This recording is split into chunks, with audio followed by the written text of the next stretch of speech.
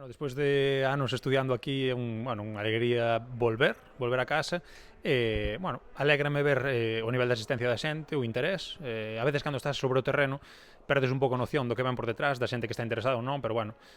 ao encontrarte con isto das de conta de que hai futuro, hai xente con interés, con ganas, que bueno, lle apetece, vale? Entonces, quédame con eso, positivamente. Un pouco basado na experiencia, son varios aniños xa entrenando en fútbol base e o que te quedas un pouco é co día a día. No día a día, un pouco, si tes un pelín de interés analítico e demais, pois vaste quedando con cousas que crees que non o chamaría erros, pero sí que cousas que hai que matizar, que hai que repensar, que hai que darlle unha volta, e se somos un pelín críticos, e sobre todo autocríticos, entre os cales me incluo, bueno, deberíamos sentarnos, analizar, pensar e ver si o estamos facendo da forma máis adecuada para que, bueno, para que os pequeñajos adquiran todo o que deben adquirir en cada momento de desarrollo, vamos, de desenvolvemento. Pois o primeiro un orgullo, non? Sempre vou que pense nun para dar esta formación aos adestradores, que penso ademais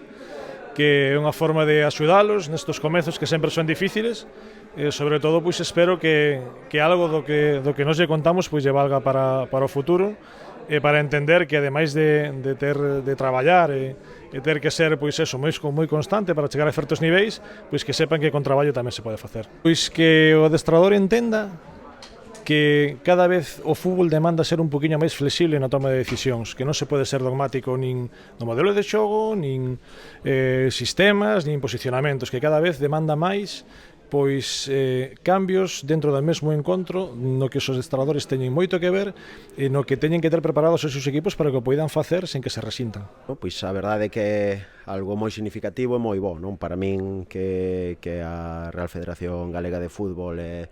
a Escola de Adestradores pois pensen en min para, bueno, para facer unha xornada como a de hoxe, para transmitir un pouco pois unha serie de ideas e sobre todo compartir tempo para debatir e falar sobre fútbol e terme un pouco pois como referencia entre comillas para poder aportar o meu grande area, pois a verdade é que é moi bo. Transmitir un pouco como o adestrador se ten que adaptar ás distintas circunstancias, non? Neste caso, pois, eu falei un pouco da miña realidade. Veño de estar moitos anos nun mesmo clube, de traballar dunha determinada maneira, de facer as cousas nun entorno, digamos que moi estable. Este ano, pois, estou nun entorno totalmente distinto, con xogadores distintos e con obxectivos distintos, e hai que adaptarse sin perder, pois, un pouco o que é o perfil e un pouco a filosofía propia, pero sempre a palabra clave creo que é a adaptación.